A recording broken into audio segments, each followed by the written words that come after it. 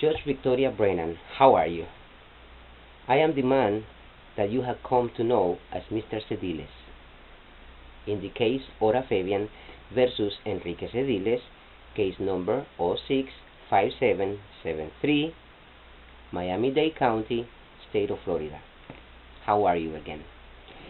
The reason of this message, Your Honor, is to inform you of things that have happened since my last letter to you regarding your note that says that counsel asked you for time in order to find an expert.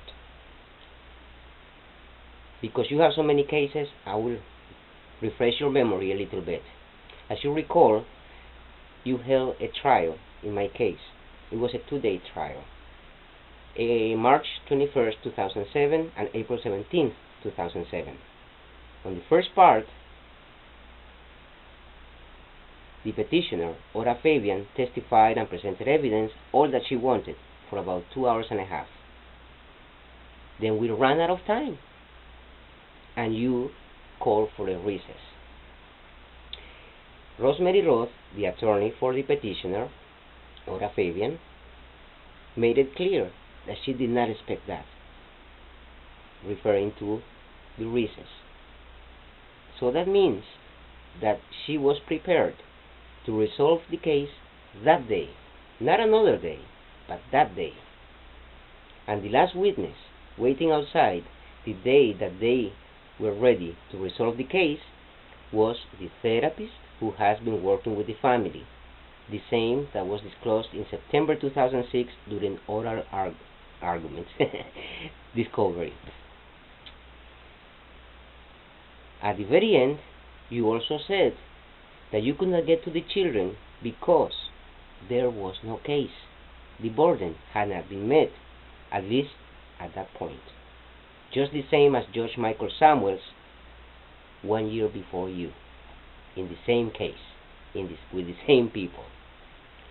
A month later, we reconvened, and you started the hearing by reading from your notes. And your note said that counsel, meaning Rosemary Roth, had asked you for time in order to find an expert. Then Ora Fabian and Rosemary Roth introduced the expert. No, not the therapist who had been working with the family, who had been disclosed in open court at the end of the previous part of trial. It was a brand new witness, a forensic clinical psychologist with more than 40 years of experience, Dr. Mary Sue Haber, not a social worker that had been working with the family. She testified and you issued the injunction.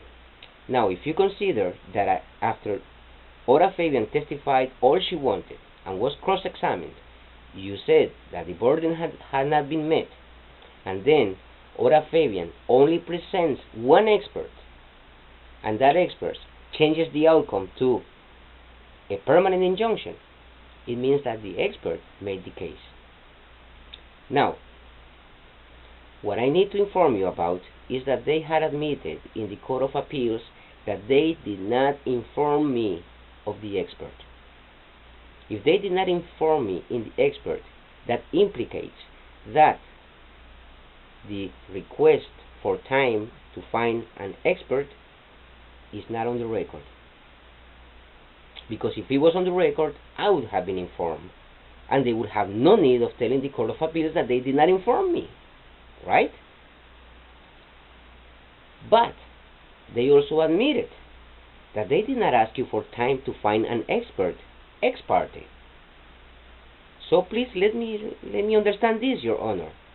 If they didn't ask you on the record and they didn't ask you ex parte, then what is the source of your note that says that Rosemary Roth asked you for time in order to find an expert? From where did that note come from?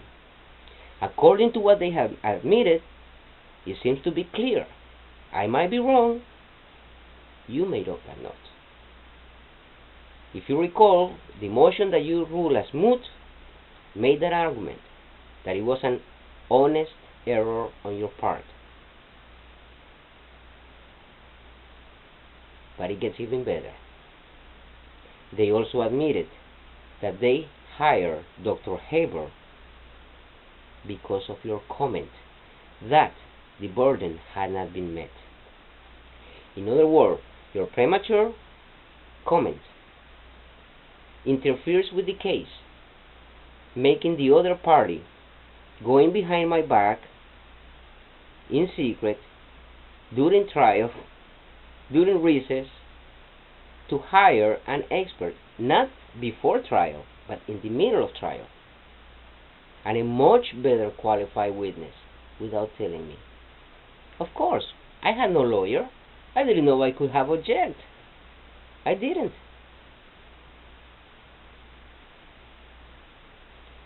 But the worst part, Your Honor, is that your error has been known by Ora Fabian and Rosemary Roth during these 2.5 years of litigation.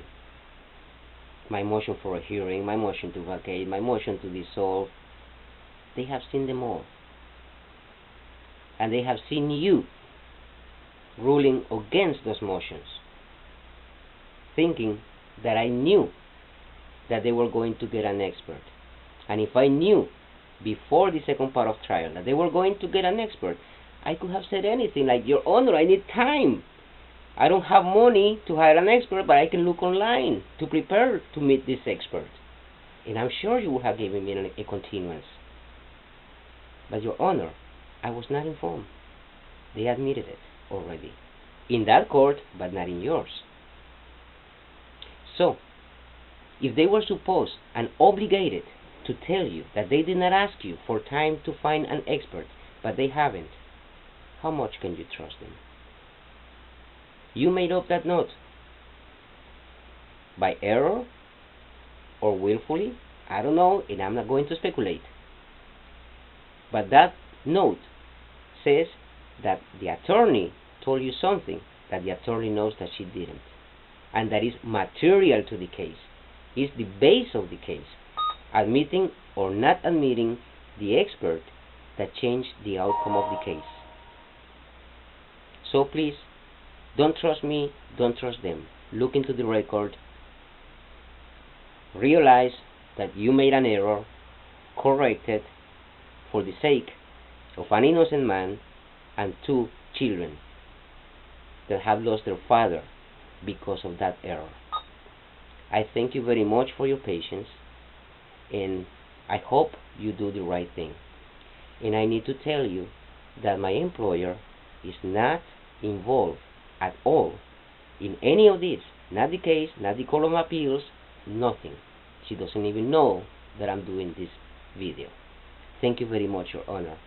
I hope to hear from you soon.